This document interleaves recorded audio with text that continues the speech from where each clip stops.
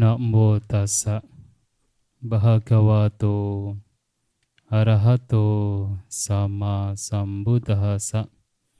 Namo tassa bhagavato arahato sama sambuddhassa. Namo tassa bhagavato arahato sama sambuddhassa. Tulabo manusa padilabo. Tulabo butu bado lokasming. Tulabang sadhama sawanang. Sungguh sulit terlahir sebagai manusia. Sungguh sulit munculnya seorang Buddha di dunia. Dan sungguh sulit dapat mendengarkan Dhamma yang sejati. Ya, kepada para Bapak Ibu, Saudara-saudari sekalian, selamat pagi semuanya, terpujilah Sang Buddha, Namo Buddhaya. Ya, pada kesempatan siang hari ini, bukan pagi ya, ingatannya pagi. Ya, kita bersama-sama datang ke wihara berkumpul untuk melakukan kebajikan. Anda sekalian datang ke wihara untuk melakukan puja kepada Buddha, Dhamma, dan Sangha dengan membacakan parita, meminta tuntunan Tisarana Pancasila, bermeditasi, dan juga kembali merenungkan Dhamma dengan mendengarkan Dhamma di sana.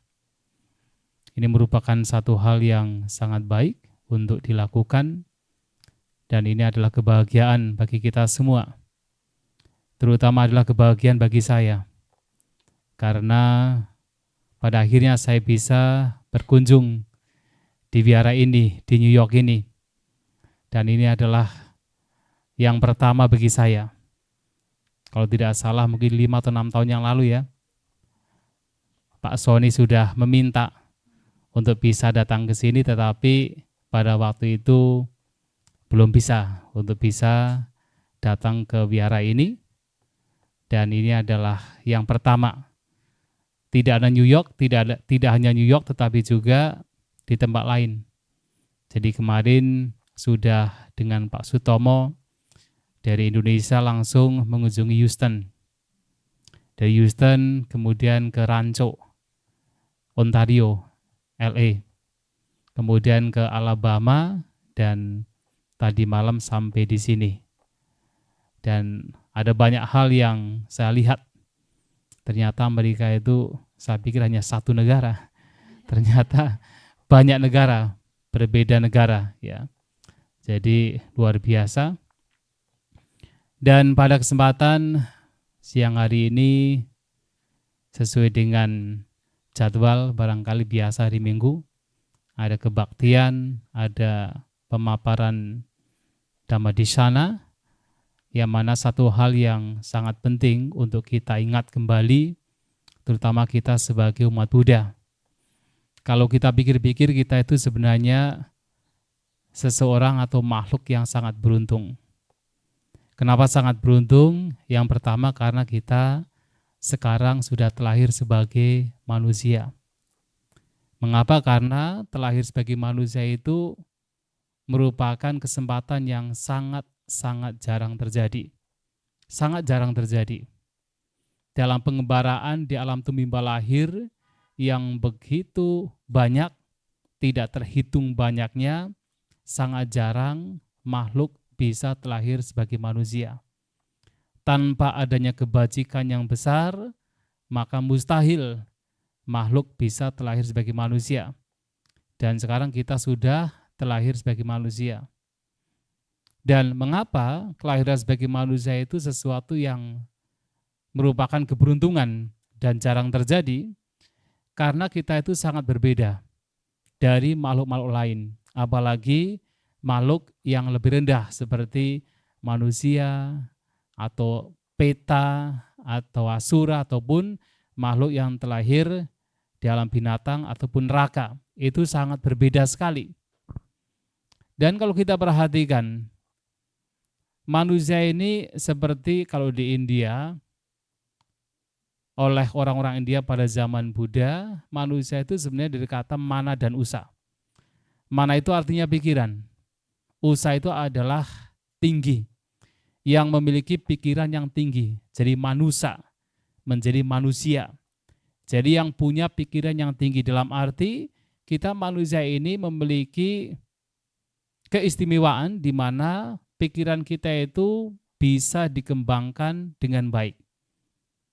Sehingga kita bisa memahami dengan benar apa itu baik, apa itu buruk. Bahkan ketika mendengarkan dhamma, kita mempunyai keberuntungan yang mana secara spiritualitas kita manusia ini memiliki kesempatan. Pikiran kita itu bisa dikembangkan dalam spiritualitas.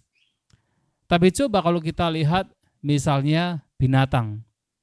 Apalagi kalau kita lihat binatang yang kecil, kecoa misalnya, atau nyamuk, atau serangga yang kecil demikian, mereka tidak pernah terpikir tentang mana yang baik, mana yang buruk. Tidak pernah terpikir.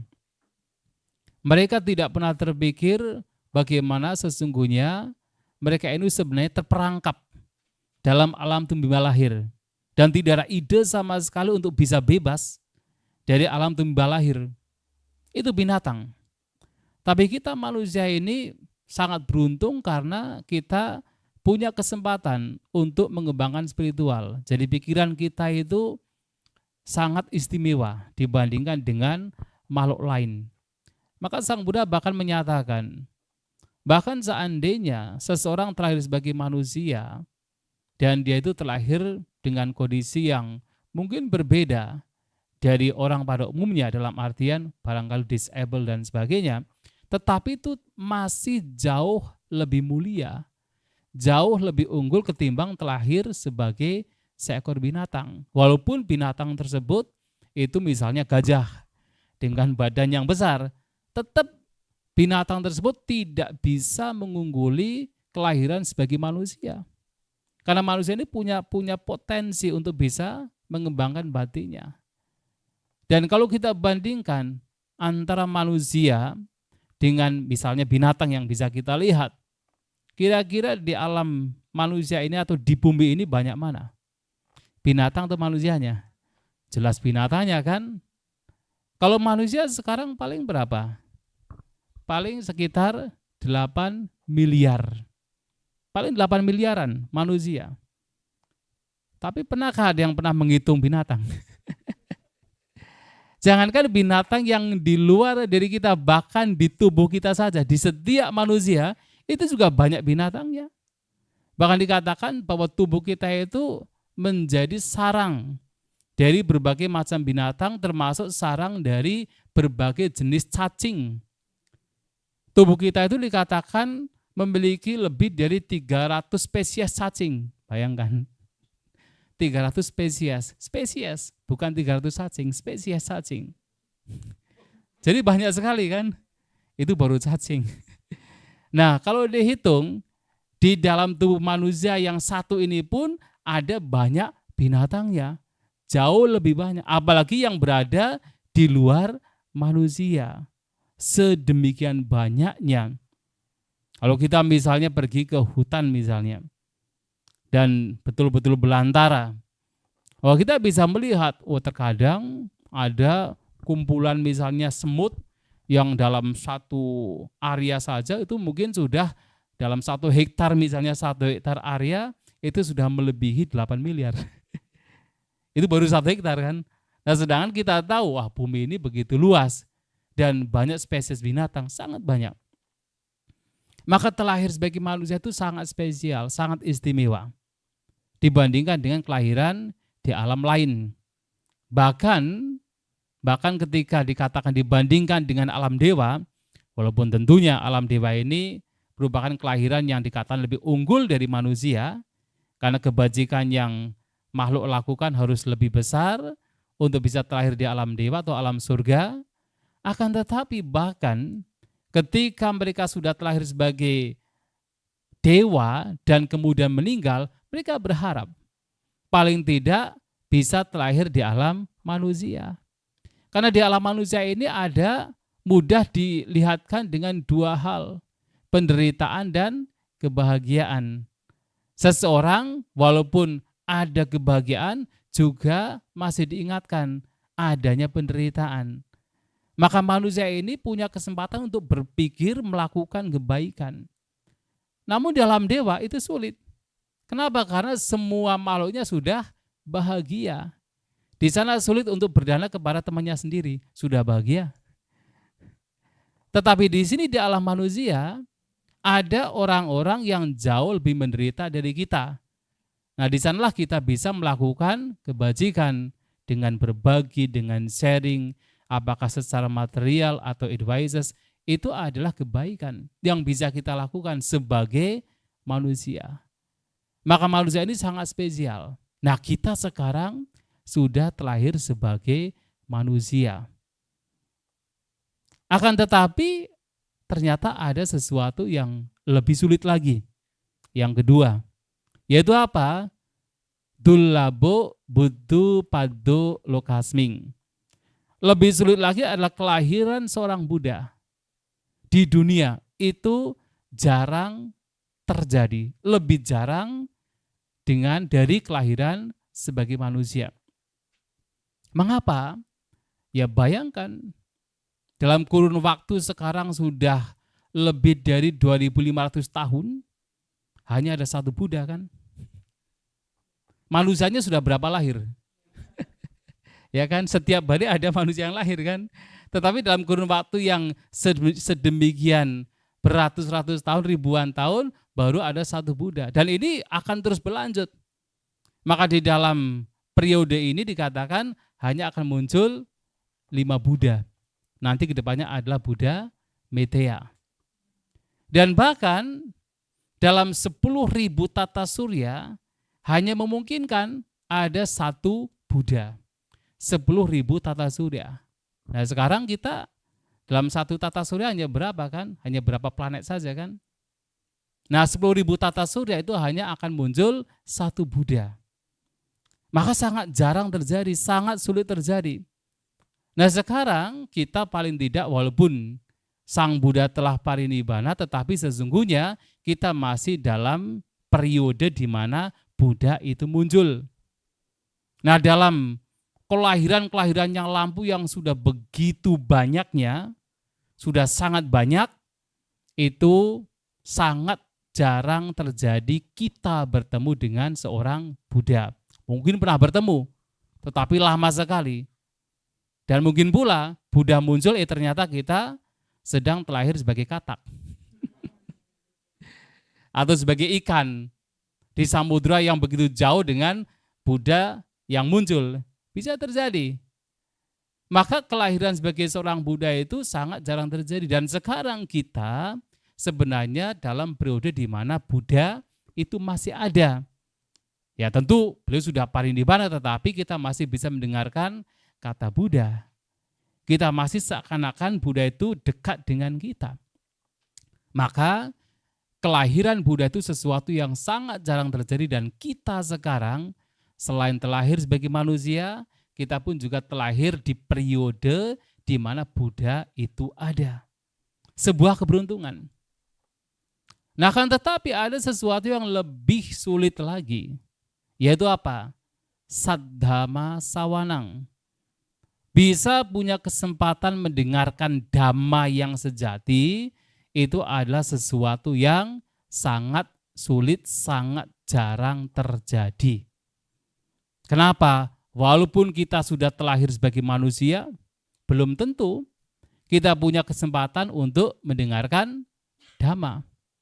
Walaupun kemudian Buddha sedang muncul, kita sudah terlahir sebagai manusia, belum tentu juga kita punya kesempatan untuk bisa mendengarkan dhamma. Dan sekarang umat Buddha di dunia ada berapa kira-kira? Kemarin ada yang riset itu sekitar 500 juta. Yaitu enggak tahu riset enggak pernah dihitung satu persatu kan. Di konsensus enggak pernah, tetapi dikatakan ada sekitar 500 juta. Dari 8 miliar itu ada 500 juta. Seandainya 500 juta ini memang betul-betul umat Buddha yang betul-betul, tahu kan? Yang betul-betul, jadi bukan sekadar KTP, artinya hanya berapa persen dari 8 miliar manusia yang punya kesempatan untuk mendengarkan Dhamma sejati. Sangat sedikit. Dan apakah kemudian yang 500 juta ini betul-betul semuanya pernah mendengarkan Dhamma sejati? Belum tentu. Maka punya kesempatan mendengarkan Dhamma sejati itu sesuatu yang jauh lebih sulit.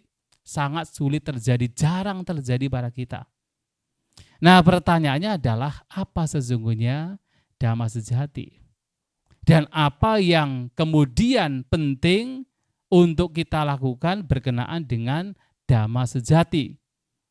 Karena kemudian walaupun seseorang mungkin punya kesempatan untuk memahami Dhamma secara teori, betul-betul Dhamma, bukan fake, tetapi betul-betul Dhamma sejati. Tetapi kalau kemudian hanya sekadar teori, itu juga sesungguhnya belum begitu beruntung. Maka pertama adalah apa itu Dhamma sejati? Nah, Sang Buddha dalam khotbah-khotbah beliau sering menyampaikan kepada para siswanya. Yang pertama, satu hal yang harus kita ketahui yang merupakan ajaran Sang Buddha yang telah ditunjukkan oleh beliau adalah bahwasanya kehidupan kita ini sangat dipengaruhi oleh perbuatan kita masing-masing. Bahwa kita, terutama kebahagiaan penderitaan kita ini sangat tergantung pada perbuatan kita masing-masing. Bahwa kita ingin bahagia itu juga karena perbuatan kita. Kita ingin menderita juga karena perbuatan kita. Tapi enggak mungkin kan ingin menderita. Nah, perbuatan kita ini sangat mempengaruhi kebahagiaan dan penderitaan yang saat ini sekarang kita alami. Dan formulanya telah diberikan oleh beliau. Yadi sang wapati bijang, tadi sang harati palang. Seperti halnya bibit yang ditabur, itulah buah yang nanti akan dipanen. Kalianak kari cak kalianang, papakari cak papakang. Pembuat kebaikan mendapatkan kebaikan. Jadi kaliana mendapatkan kaliana. Pembuat kebaikan mendapatkan kebaikan. Atau dengan kata lain kebahagiaan. Dan pembuat kejahatan mendapatkan keburukan. Dengan kata lain mendapatkan penderitaan. Nah, oleh sebab itu melihat bahwasanya perbuatan kita mempengaruhi kehidupan kita, Sang Buddha mengajarkan para siswanya untuk bagaimana menghindari perbuatan-perbuatan yang buruk dan mengembangkan perbuatan-perbuatan yang baik. Ada beberapa umat Buddha yang mengatakan begini, Sang Buddha itu hanya menunjukkan jalan. Ini loh jalan yang membawa kepada kebahagiaan alam manusia, alam surga, bahkan alam Brahma. Ini adalah jalan yang membawa kepada penderitaan, kelahiran di alam-alam yang rendah. Setelah itu terserah kalian. Apakah kalian mau menderita? Terserah. Apakah kalian mau bahagia? Terserah. Apakah demikian? Apakah Sang Buddha demikian? Ya tidak? Terus gimana?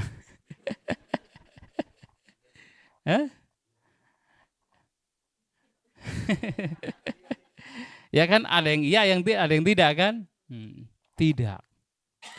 Sang Buddha menunjukkan ini loh jalan yang membawa kebahagiaan.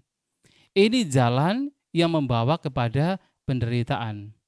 Itu atas dasar kebijaksanaan beliau. Tetapi beliau juga memiliki compassion yang begitu besar, maha karuna.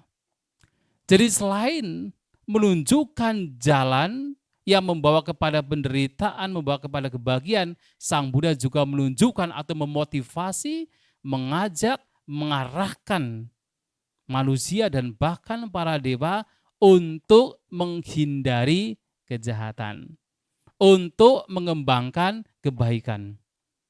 Jadi beliau tidak tinggal diam.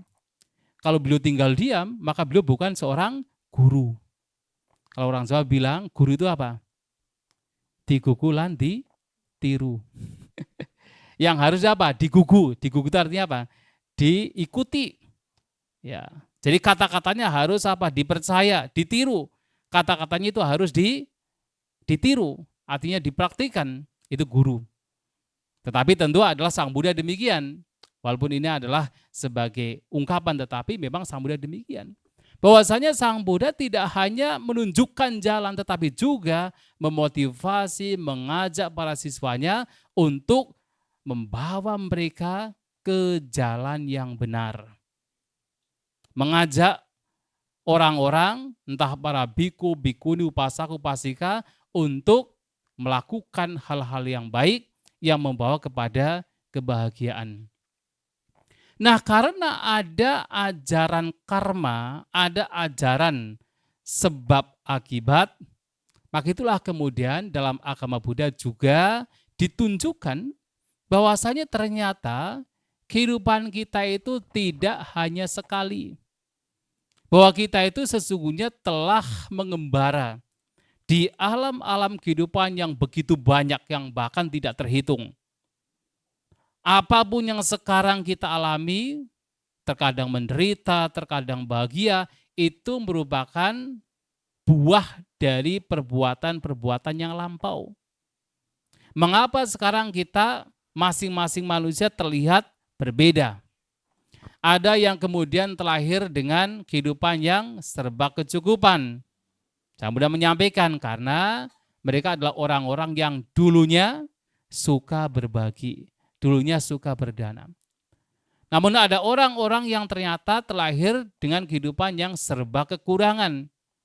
Nah, belum menyampaikan karena ini hasil perbuatan dari orang yang tidak suka berbagi, yang kikir, yang pelit dalam kehidupan yang lampau. Kenapa ada orang-orang yang punya umur yang panjang?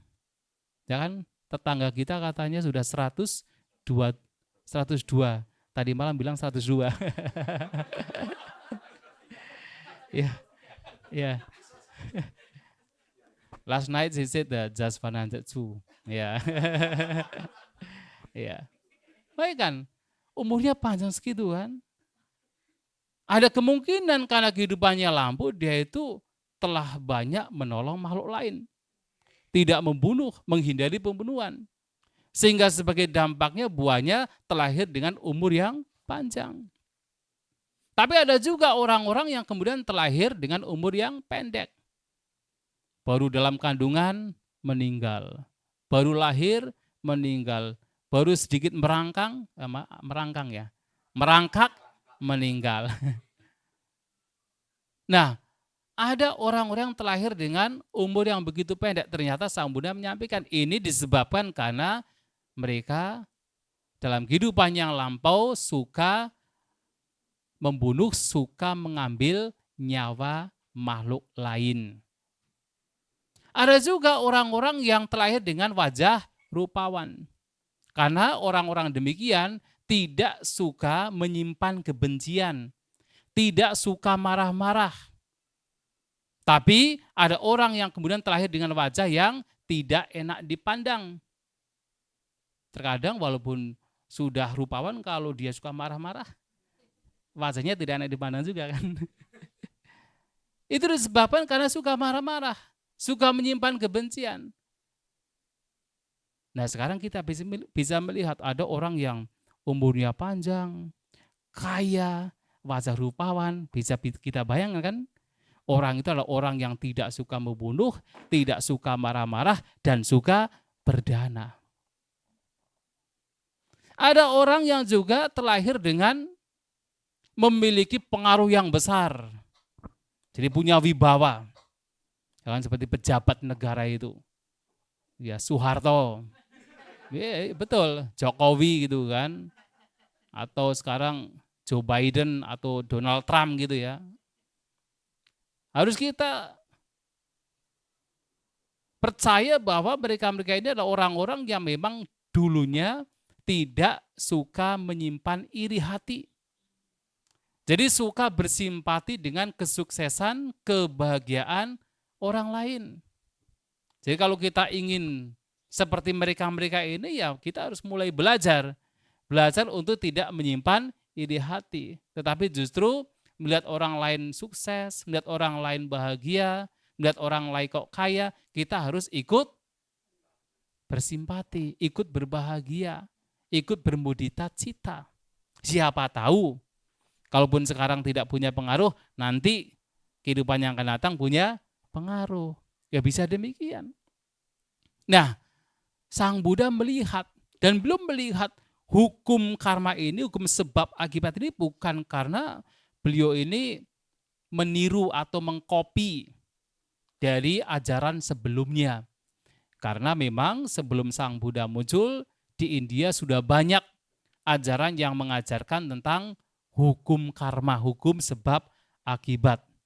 Tetapi Sang Buddha tidak mengkopi, tidak menyontek. Sang Buddha melihat keberadaan hukum sebab akibat ini atas dasar pengetahuan langsung beliau, pengetahuan tinggi, menggunakan abinya, menggunakan dibacaku, mata dewa. Dengan kekuatan mata dewa belum melihat, oh ternyata makhluk-makhluk ini lahir mati dengan kondisi berbeda-beda, destinasi berbeda-beda, karena karmanya berbeda-beda. Maka beliau bisa memberikan penjelasan dengan sangat detail bahwa karena inilah maka seseorang terlahir seperti ini. Karena itulah maka seseorang terlahir seperti itu. Itu karena apa? Kekuatan dibacaku beliau, mata dewa beliau. Bukan asal jiplak, bukan asal teori dari para pertapa sebelumnya, tidak. Bahkan kalau kita mau lebih ke dalam lagi, ya definisinya pun definisi baik dan buruk juga nanti akan berbeda. Nah sehingga Sang Buddha ini melihat semua itu dengan kekuatan beliau, dengan kekuatan mata dewa beliau, pengetahuan langsung beliau. Nah ini adalah fakta yang pertama, ajaran yang ditunjukkan oleh Sang Buddha, bahwasanya ternyata kita bahagia, kita menderita disebabkan karena perbuatan kita masing-masing. Maka kalau kita ingin bahagia, kita harus banyak melakukan kebaikan. Fakta yang kedua atau dhamma sejati, kebenaran yang ditunjukkan oleh Sang Buddha yang kedua adalah ketidakkekalan.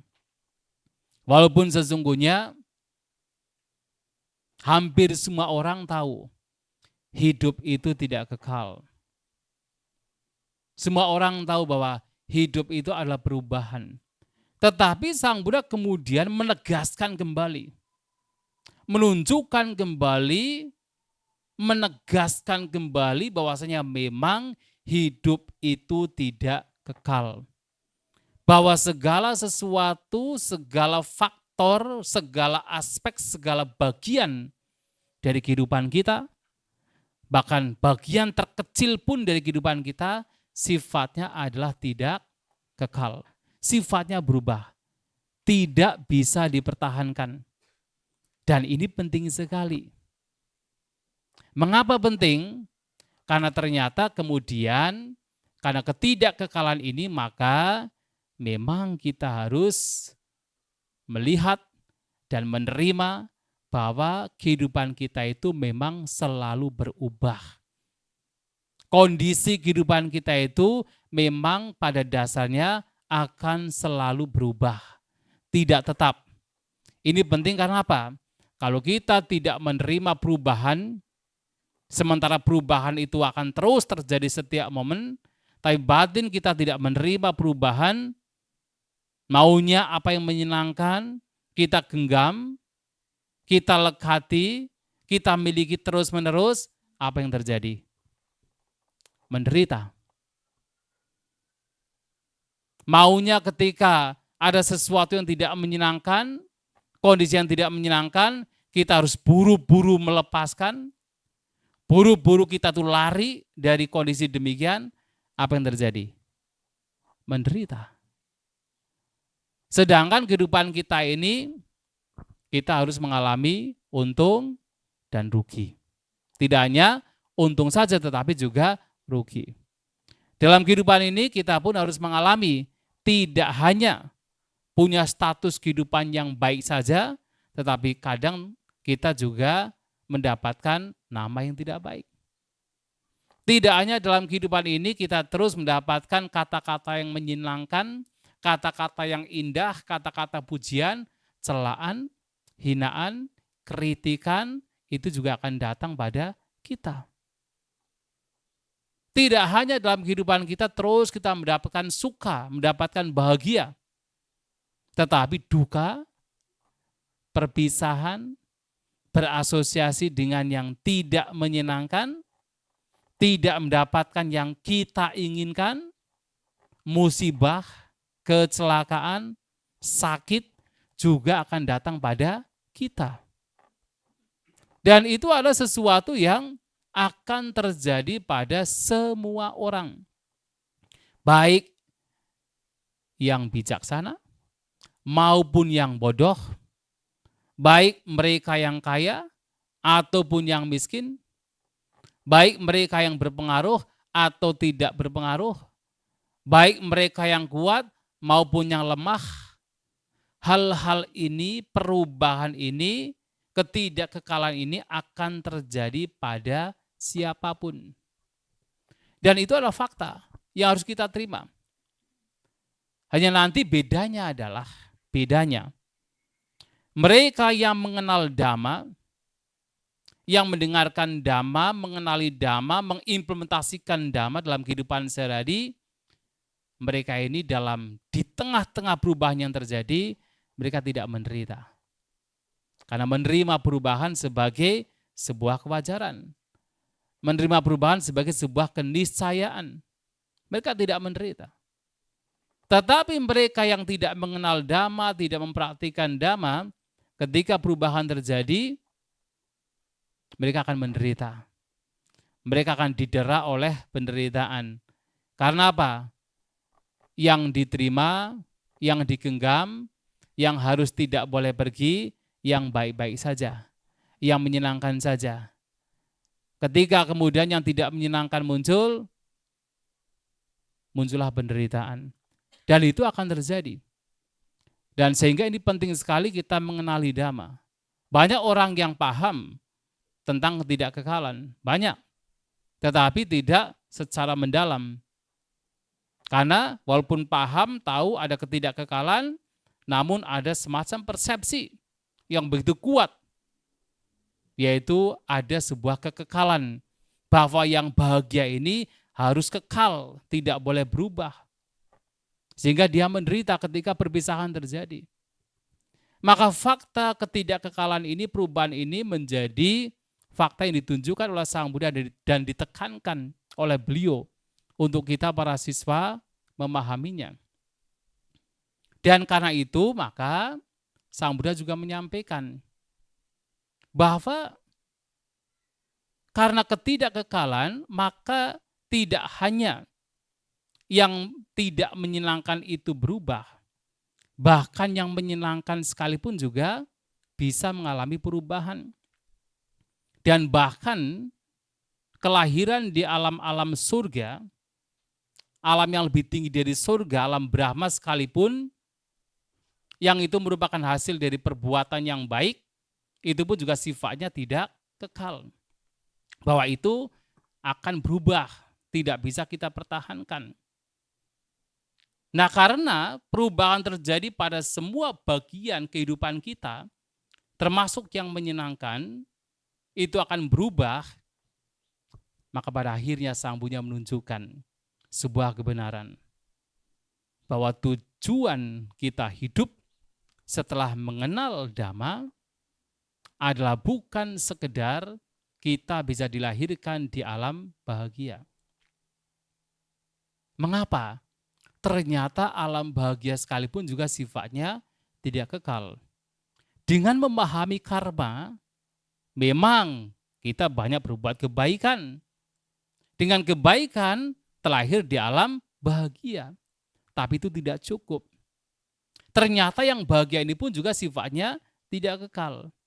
Maka Sang Buddha kemudian upgrading. Jadi memberikan ajaran yang lebih unggul lagi.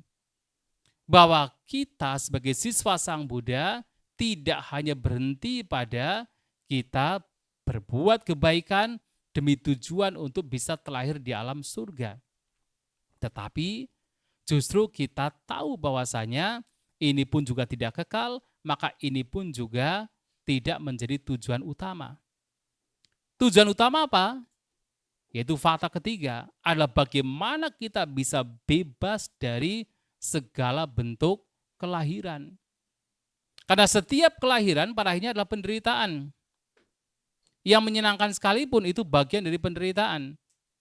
Maka apapun perbuatan yang kita arahkan pada akhirnya itu adalah perbuatan yang nantinya membawa kepada kebahagiaan yang tertinggi, yaitu bebasnya kita dari tumimba lahir. Maka di sini tidak hanya kemudian kita berusaha dalam kehidupan di alam tumimba lahir untuk sebelum kita terbebas, berusaha untuk terlahir di alam yang bahagia, tapi pada akhirnya kita berjuang, berusaha untuk bisa terbebas dari semua kelahiran. Dan itulah kemudian Sang Buddha mengajarkan sesuatu yang sangat penting, yaitu 4 kebenaran mulia. Sebagai ajaran yang tertinggi, sebagai saddhama yang tertinggi, ajaran sejati yang tertinggi, yang diajarkan oleh beliau, yang ditemukan oleh beliau ketika beliau berada di bawah pohon Bodhi. Ajaran yang membawa setiap manusia, setiap makhluk ketika memahaminya, ketika menembusnya, membawa setiap makhluk untuk terbebas dari kelahiran. Beliau menunjukkan bahwa memang pada dasarnya kehidupan adalah duka. Setiap aspek kehidupan yang sifatnya berubah itu adalah bagian dari penderitaan. Yada nicang tang dukang. Jadi apapun yang tidak kekal, itu semua adalah duka, penderitaan. Apa yang tidak kekal? Semuanya. Baik yang ada dalam diri kita maupun yang di luar diri kita, semua sifatnya tidak kekal. Dan yang tidak kekal pada dasarnya adalah duka, penderitaan. Dan sehingga beliau juga menunjukkan kepada kita sebab mengapa ada penderitaan. Yang tidak lain adalah kotoran batin kita. Keserakahan kita, kebencian kita, ketidaktahuan kita. Apapun bentuk kotoran batin yang ada dalam batin setiap makhluk, itu adalah sebab mengapa penderitaan itu terus terjadi. Itu adalah sebab mengapa seseorang atau makhluk terus mengalami kelahiran. Bahwa kotoran batin itu semacam driving force, kekuatan yang mendorong. Seperti fuel, seperti bensin yang membawa seseorang makhluk untuk terus mengalami kelahiran. Kotoran batin. Nah, maka untuk bisa bebas dari tumimba lahir, dari penderitaan karena tumimba lahir, beliau juga menunjukkan bahwa satu-satunya cara adalah melenyapkan sebabnya. Karena sebabnya adalah kotoran batin, maka kotoran batin harus dilenyapkan. Tidak ada cara lain. Dan bagaimana kita melenyapkan? Maka kebenaran mulia yang keempat, yaitu dengan mempraktikkan jalan mulia berunsur 8. Kita berjuang untuk mengembangkan pandangan benar, untuk selalu berpikir yang benar, berpikir yang positif. Tapi ternyata berpikir yang positif itu harus punya definisi yang berbeda.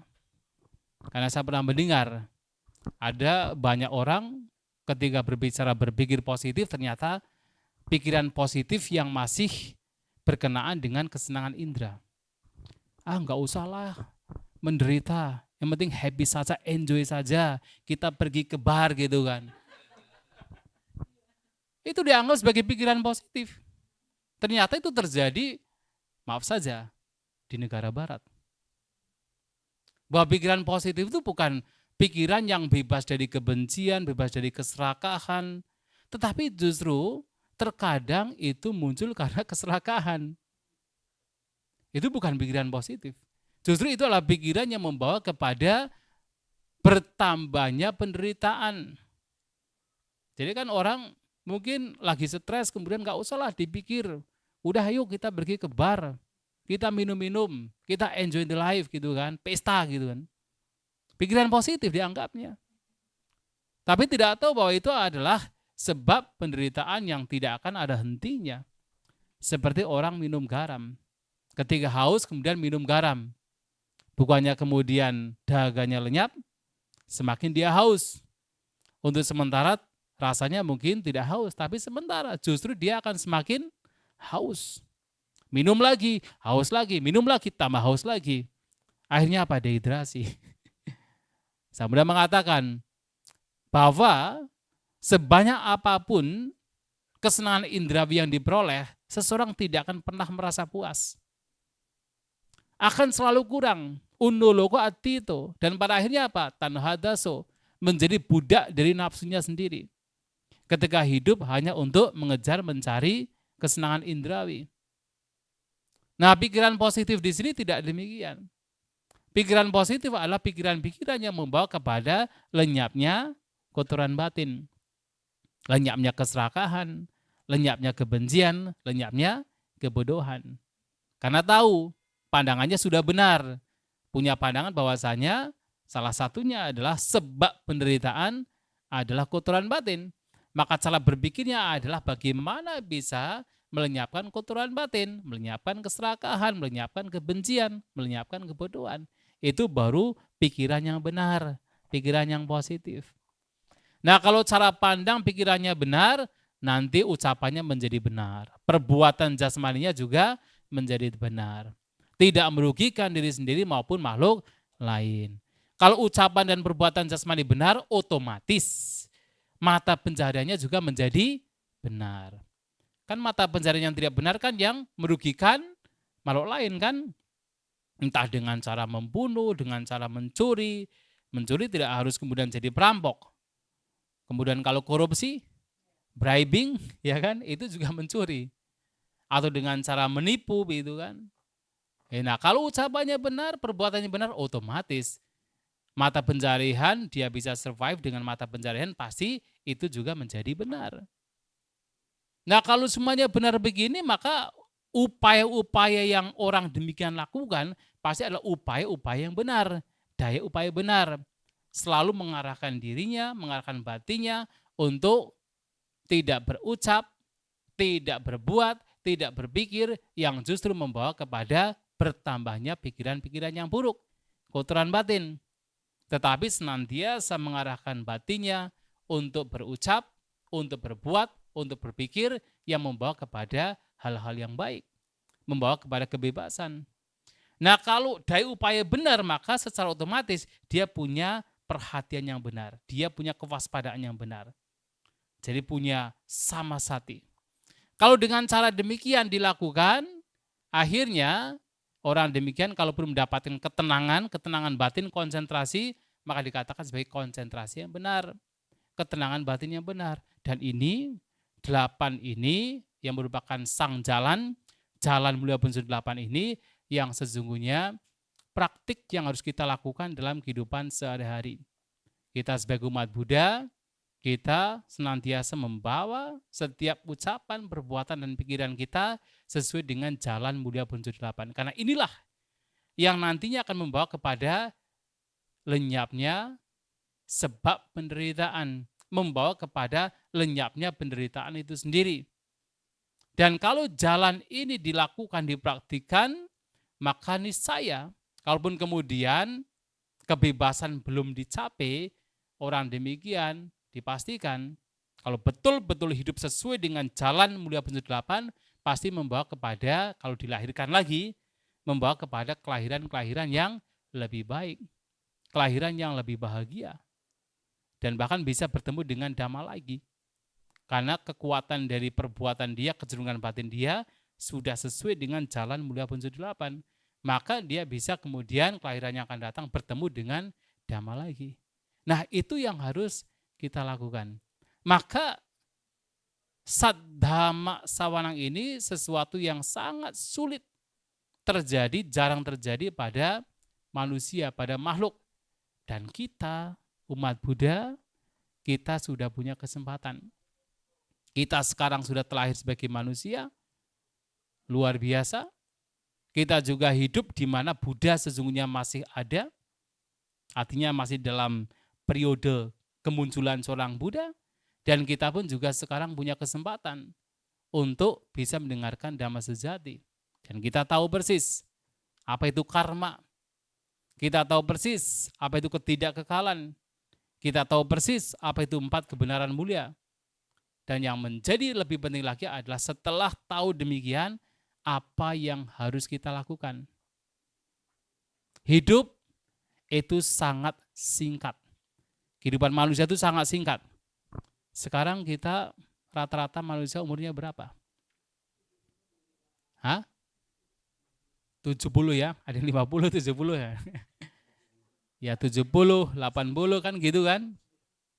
Seseorang yang terlahir sebagai manusia artinya pasti akan mati. Maka setelah melihat bahaya kematian, seseorang harus banyak berbuat kebajikan. Itu kata dewa. Tapi Sang Buddha mengatakan, memang kehidupan manusia itu sangat singkat dan tidak ada pelindungan bagi manusia. Artinya pasti mengalami kematian. Maka setelah melihat bahaya kematian, seseorang harus segera melenyapkan. Jadi kalau dalam bahasa Pali namanya lokamisang. Lokamisang itu adalah umpan dunia. Umpan dunia tidak lain adalah kotoran batin yang membawa kepada seseorang terus terperangkap di alam tumimba lahir. Seseorang harus segera melenyapkan kotoran batin. Itu bedanya Sang Buddha dengan seorang dewa. Seorang dewa dengan pengalaman dia melihat manusia itu singkat sekali hidupnya. Bayangkan, satu Marajika saja, 1 hari 1 malam di satu Marajika, itu adalah, maksudnya di alam manusia itu seperti 50 tahun. 1 hari 1 malam di alam satu Marajika itu sama dengan 50 tahun di alam manusia. Jadi kalau ada umur manusia yang cuma 50 tahun itu seperti orang itu melihat gini, besok lahir, besok meninggal kan. Seperti nyamuk masih panjang 7 hari kan. Seperti kita melihat nyamuk masih 7 hari kan. Singkat sekali. Itu satu Marajika, belum lagi Tawatingsa. 1 hari 1 malam di alam Tawatingsa itu seperti 100 tahun di alam manusia. Ya jadi aja setengah hari kan. Pagi lahir, sore udah mati. Singkat sekali kan. Maka dewa tersebut melihat umur manusia itu sangat singkat. Setelah melihat bahaya kematian, banyaklah berbuat kebaikan. Tapi Sang Buddha berbeda, umur manusia sangat singkat. Setelah melihat bahaya kematian, maka banyaklah untuk berjuang untuk melenyapkan lokamisang, umpan dunia, kotoran batin. Nah, ini yang menjadi inti ajaran Buddha yang dikatakan sebagai saddhamma, yang harus kita sebagai umat Buddha mulai memahami dan berjuang untuk sedikit demi sedikit memperhatikan. Kalau yang betul-betul punya sang vega tinggi, keterbukaan batin tinggi, wah itu seperti Sang Buddha mengatakan singkat sekali, seperti dewa mengatakan singkat sekali. Tapi kan kita merasa seakan-akan umurnya panjang kan, bahkan seakan-akan tidak akan pernah mati. Walaupun kita melihat setiap hari ada orang meninggal, walaupun kita tahu bahwasanya di sekitar kita, mungkin orang tua kita, mungkin teman kita, mungkin suami, mungkin istri, anak, tetangga kita, orang kita kenal, orang tidak kita kenal, semua. Tidak ada satupun manusia yang tidak mati. Tidak ada kan? Pernah nggak mendengar manusia yang tidak mati? Pernah tidak? Bahkan Nabi pun juga meninggal. Ya kan? Bahkan Sang Buddha pun juga meninggal. Bahkan yang katanya bisa menghidupkan orang meninggal pun meninggal juga. Ya kan? Loh, Sang Buddha bisa menghidupkan loh. Ya kan? Kita nggak bicara yang lain kan, Sang Buddha. Kamu pernah cerita kan, ada seseorang udah meninggal, kemudian Sang Buddha bertanya, bangun lagi dia. Dalam Patika Sutta, ada. Tapi meninggal lagi. Pun Sang Buddha meninggal. Coba. Jadi tidak ada satupun makhluk yang tetap hidup, nggak ada. Walaupun kita sudah tahu demikian, tetapi karena delusi kita, ketidaktahuan kita, seakan-akan kita itu kekal, tidak akan pernah mati. Akhirnya apa? Lupa dengan diri kita sendiri, tidak kemudian punya sang wega ketergugan batin untuk berjuang. Padahal ini harus menjadi perenungan. Makanya kan abinha pacawikana patang. Jadi Sang Buddha mengatakan abinha pacawikana. Ada sutta, abinha pacawikitaba sutta. Jadi ada sesuatu yang harus direnungkan berulang kali secara continuous. Itu apa? Salah satunya bahwa saya belum mengatasi kematian. Bahwa kematian pasti terjadi pada saya. Itu harus direnungkan setiap hari. Untuk apa? Mengingatkan kita betapa pentingnya kita termotivasi memunculkan sang wega keterguan batin untuk mengisi hidup kita dengan kebaikan. Karena kalau tidak, kita lupa bahwa kita itu adalah manusia, makhluk yang mortal atau immortal? Immortal. Yang tidak kekal. Nah, itulah yang ingin saya sampaikan, bahwasanya sekali lagi kita adalah manusia beruntung. Karena kita tidak hanya sekedar sebagai manusia, tetapi hidup di mana Buddha masih ada. Kita masih dalam kehidupan periode Sang Buddha, kemunculan Sang Buddha, dan kita juga punya kesempatan untuk mendengarkan dhamma sejati. Maka tinggal kita dengan kesempatan yang begitu jarang terjadi ini, kita menggunakan dengan sebaik-baiknya. Semoga kita semua senantiasa bertumbuh dalam dhamma. Semoga kita semakin dekat dengan kebebasan. Sabisata bawantus kitata. Semoga semua makhluk berbahagia. Sadu, sadu, sadu. Terima kasih Bante Anumodana atas dhamma desananya hari ini.